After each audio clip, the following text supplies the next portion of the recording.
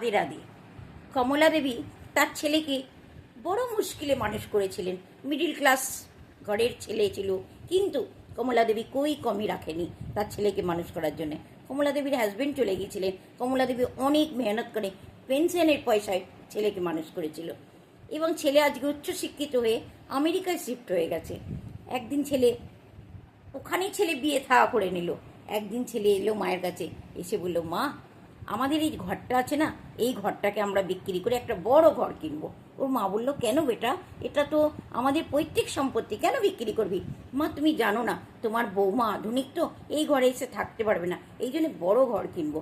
সেই জন্য তোমাকে আমি কিছুদিনের জন্য অনাথ আশ্রমে 3 মাসের জন্য আমি শিফট করে দিচ্ছি, তারপরে এসে আমরা বড় ঘর কিনে আমরা সবাই একসাথে থাকবো। মা রাজি হয়ে গেল ছেলের কথায়। কেন না, ছেলেকে বিশ্বাস করতো যে প্রচণ্ড, ওই জন্য ছেলের কথায় বিশ্বাস করে মা অনাথ আশ্রমে চলে গেল 3 মাসের জন্যে।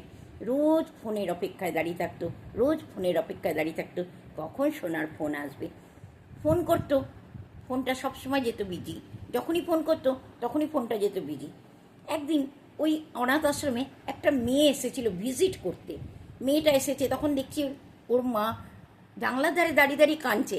মেয়েটা গিয়ে তার কাছে সব কথা জিজ্ঞাসা করবে, তখন বলবে, তোমার ফোন থেকে একবার মিলিয়ে দেখো না, আমার খোকার ফোনটা লাগে না। তখন মেয়েটা বলবে, ঠিক আছে, আপনার ছেলের নাম্বারটা আমাকে দিন, আমি দেখছি। মেয়েটা যখন তার নিজের ফোন থেকে মেলাবে, মেয়েটা বুঝতে পারবে যে ওর মাকে ব্লক করে রেখেছে ছেলেটা। তখন মেয়েটা তখন তো কিছু বলবে না, বাড়ি চলে যাবে।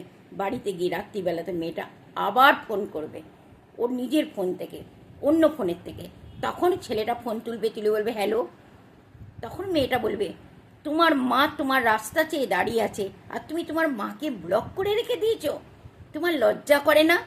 আমার মনে হয় তোমার মায়ের কান্না না করে নিজেকে শক্ত করা, মজবুত করা দরকার, যে ছি, আমি এইরকম ছেলেকে জন্ম দিয়েছিলাম, এটা করা উচিত। কিন্তু সে তো মা, সে পারছে না এটা করতে তোমার জন্যে।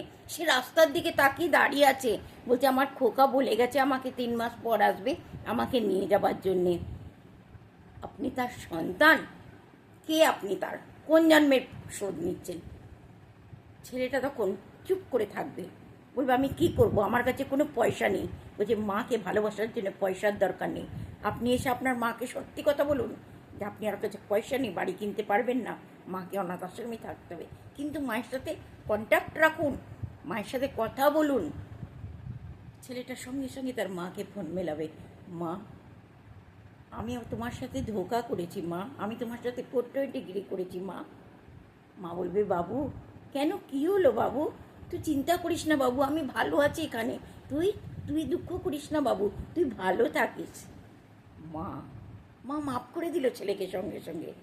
তারপরের থেকে ছেলেটা প্রায় রোজই মাকে একবার করে ফোন করত। মা তাতেই খুশ।